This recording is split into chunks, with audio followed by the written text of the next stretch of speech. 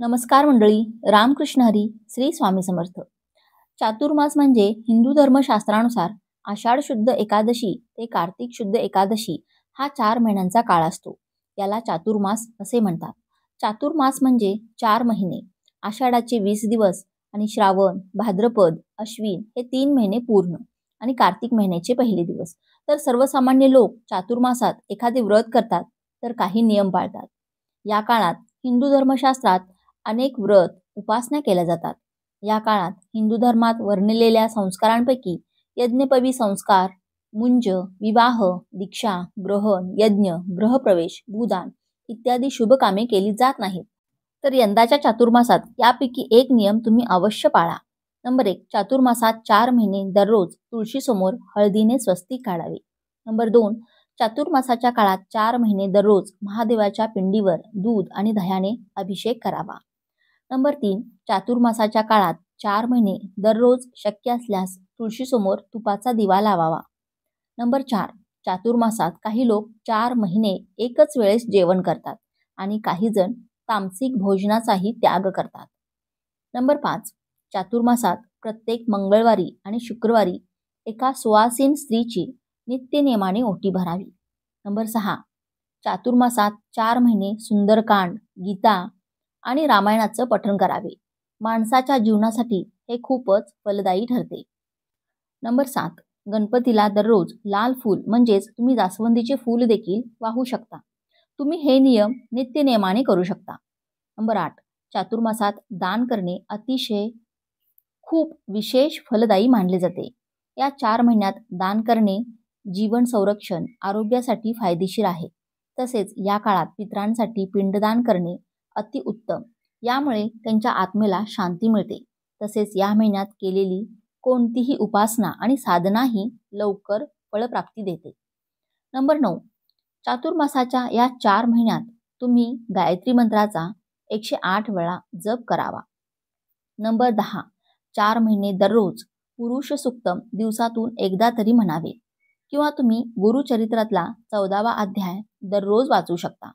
खूपच प्रभावशाली आहे. नंबर 11. चातुर्मासामध्ये भगवान विष्णू निद्रानाशात जातात. या दिवसात त्यांची पूजा आराधना करणे अतिशय शुभ मानले जाते. तसेच दररोज ओम नमो भगवते वासुदेवाय नमः या मंत्राचा दररोज 1 माळ जप करावा. म्हणजेच भगवान विष्णू यांची आपल्यावर कृपा राहते. नंबर 12. चातुर्मासात येणाऱ्या श्रावण महिन्यात भगवान शंकरांची पूजा अर्चना केली जाते. हा श्रावण महिना भगवान शंकरांना अतिशय प्रिय मानला जातो. असे म्हटले जाते की जो भक्त खऱ्याखुऱ्या मनाने भगवान शंकरांची आणि विष्णूंची पूजा करतो त्यांच्या आयुष्यातील संकटे कायमचे दूर होतात. नंबर 13. चातुर्मासात तपश्चर्या आणि भक्ती अवस्थेत राहून दररोज सत्यनारायणाची कथा आणि जप किंवा श्रवण करणे अत्यंत शुभ मानले जाते. नंबर 14. चातुर्मासात सूर्योदयापूर्वी उठून भगवान विष्णू आणि देवी लक्ष्मीची पूजा करावी. तसेच दररोज विष्णू सहस्त्रनाम आणि कनकधारा स्तोत्राचे पठण करावे.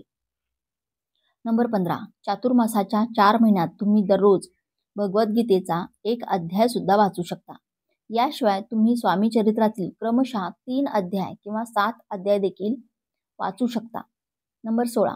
चातुर्मासाच्या 4 महिन्यात दररोज जवळच्या परिसरातील असलेल्या मंदिरात दररोज प्रदक्षिणा घालाव्यात.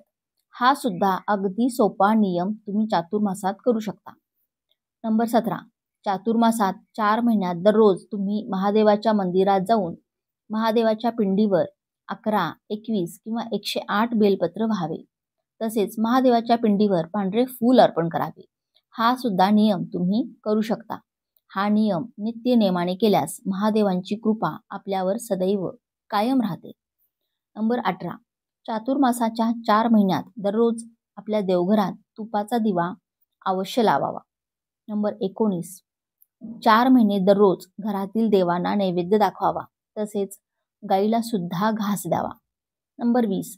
4 महिने दररोज विद्यार्थ्याने गणपती अथर्वशीर्षाचे पठण करावे. 21. चातुर्मासात उपवास, तप, जप, पवित्र नद्यांमध्ये स्नान, दान, पानावर भोजन करणे हे अत्यंत फलदायी मानले जाते. या महिन्यात धार्मिक कार्य केल्याने विशेष फलप्राप्ती होते आणि भगवान नारायणाची कृपा सुद्धा आपल्यावर सदैव राहते. 21. चातुर्मासात 4 महिने दररोज श्रीकृष्णाला व विष्णूला तुळस व्हावी. नंबर 22. चातुर्मासातील प्रत्येक शुक्रवारी श्री सूक्ताचे 11 वेळा दररोज नित्यनेमाने पठण करावे. नंबर 23. चातुर्मासातील 3 या 4 महिन्यात बेलाच्या झाडाखाली दररोज सायंकाळी दिवा अवश्य लावावा. बेलपत्राचे झाड हे महादेवांचे रूप आहे, म्हणून त्यांची पूजा अवश्य करावी. अशा प्रकारे उपासना केल्यास आपल्याला शुभ फळ लवकर प्राप्त होते. नंबर 24. चातुर्मासात एक वेळ जेवण करणे हे उत्तम मानले जाते. या 4 महिन्यात तुम्ही जेवढे सात्विक राहाल तेवढे चांगले. श्रावणात भाजीपाला, भाद्रपदमध्ये दही, अश्विनमध्ये दूध आणि कार्तिक महिन्यात डाळींचा त्याग करावा. या काळात शक्यतो पाण्याचा वापर जास्त करावा. शक्य तितक्या चांगल्या मनाने भगवंतात गुंतवून ठेवण्याचा प्रयत्न करावा. नंबर 25. तुम्ही श्रीकृष्णांच्या मूर्तीवर, फोटोवर किंवा जे काही रूप तुमच्याकडे श्रीकृष्णाचे असेल किंवा भगवान श्रीहरी विष्णूंचे असेल किंवा श्रीहरी विठ्ठलाचे असेल तर त्यांच्यावर तुम्ही दररोज पारिजातकांची फुलं अर्पण करू शकता. अशा पद्धतीने तुमच्याकडून 4 महिन्यांमध्ये 1,00,000 पारिजातकांची फुलं अर्पण झाली पाहिजेत. नंबर 26. श्रीहरी विष्णूंना लक्ष तुळशी अर्पण म्हणजेच 1,00,000 तुळशींची पानं तुम्ही या 4 महिन्यांच्या काळात अर्पण कराल तर या पद्धतीने देखील संकल्प तुम्ही घेऊ शकता. नंबर 27. याचबरोबर हे 4ही महिने तुम्ही दुर्गा सप्तशती दररोज पाठ करू शकता, म्हणजेच आपल्या कुलदेवीची सेवा करू शकता. नंबर 28. याचबरोबर गुरुचरित्राचे पारायण देखील करू शकता. संक्षिप्त गुरुचरित्राचे पारायण देखील तुम्ही करू शकता. नंबर 29. नवनाथ पारायण करू शकता. तुम्ही शिवलीला अमृत या ग्रंथाचे पारायण करू शकता किंवा शिवलीला अमृतातील जो 11वा अध्याय आहे त्याचा सुद्धा तुम्ही दररोज पठण करू शकता. त्याचबरोबर श्री गणेशांना लक्ष दुर्वाचन म्हणजे 1,00,000 दुर्वा तुम्ही गणपती बाप्पांना या 4 महिन्यांच्या काळामध्ये अर्पण कराल. या पद्धतीचा देखील तुम्हाला संकल्प घेता येईल. नंबर 30. आषाढी एकादशीपासून ते कार्तिकी एकादशीपर्यंत महादेवाला 4 महिन्यांमध्ये 1,00,000 पांढरी फुलं अर्पण करतात. म्हणजेच रोजच असं काही ठरलेलं नाही की रोज 1,000, 2,000 असं काही नाही. रोज म्हणजे 4 महिन्यांमध्ये 1,00,000 फुलं आहेत ती मोजून शिवलिंगाला अर्पण करतात. नंबर 31. याचबरोबर बरेच जण कांदा, लसूण, वांगी हे 4 महिने सोडतात आणि कांदा, लसूण न टाकता जे काही पदार्थ बनवता येतात ते पदार्थ खातात किंवा भाज्या, वरण यांच्यामध्ये सुद्धा कांदा, लसूण वापरला जात नाही. याशिवाय जेवण बनवलं जातं आणि ते खाल्लं जातं. याचबरोबर वांगी सुद्धा जे आहे ते 4 महिने खात नाहीत. नंबर 32. याशिवाय चातुर्मासात तुम्ही दानधर्म भरपूर करू शकता. आपल्या पितरांच्या नावे दानधर्म करू शकता किंवा तुम्ही बघा या 4ही महिन्यामध्ये एखादा गरजू व्यक्ती असेल किंवा एखाद्या मंदिरामध्ये रोजच्या रोज शिधा तुम्ही देऊ शकता. नंबर 33. समजा तुम्ही बाळकृष्णाला जर तुळशीपत्र किंवा मंजिरी अर्पण करायची सेवा करताय तर तुम्ही गुरुवारी किंवा बुधवारी या सेवेला जी आहे ती सुरुवात करू शकता. आणि अगदी चातुर्मासातील कोणत्याही दिवसापासून तुम्ही कोणत्याही व्रताला सुरुवात केली तरी सुद्धा चालू शकतं. नंबर 34. हे 4 महिने भगवान श्रीहरी विष्णूंची सर्वात प्रभावी सेवा म्हणजे विष्णू सहस्त्रनाम दररोज तुम्ही पठण करू शकता किंवा विष्णू सहस्त्रनामावली म्हणत म्हणत तुम्ही आपल्या देवघरात ती जी बाळकृष्णांची मूर्ती आहे त्यांना तुळशीपत्र अर्पण करू शकता किंवा पिवळी फुले असतील तर ती देखील अर्पण करू शकता. नंबर 35. याचबरोबर तुम्हाला जे काही पारायण करण्याची इच्छा आहे ते काही तुम्ही स्तोत्र, मंत्र पठण करण्यासाठी तुम्ही इच्छा आहे पण ते काही अडचणींमुळे, काही कारणाने आजपर्यंत शक्य झालं नाही तर या चातुर्मासामध्ये संकल्प घेऊन 4 महिने तुम्ही ती सेवा जी आहे ती तुम्ही करू शकता. आणि संकल्प आषाढी एकादशीला घेणं झालं नाही तर काही हरकत नाही. कोणत्याही दिवशी, कोणत्याही वारी या चातुर्मासामध्ये तुम्ही कोणत्याही सेवेला संकल्प घेऊन सुरुवात करू शकता. नंबर 36. याचबरोबर या 4 महिन्यांमध्ये हे जे व्रत, वैकल्य, सेवा, उपासना जी आहे ती करण्याला इतकं जास्त महत्त्व आहे की ते आवर्जून केल्या जातात. पण अशी काही शुभ कार्य आहेत की या चातुर्मासामध्ये केली जात नाहीत.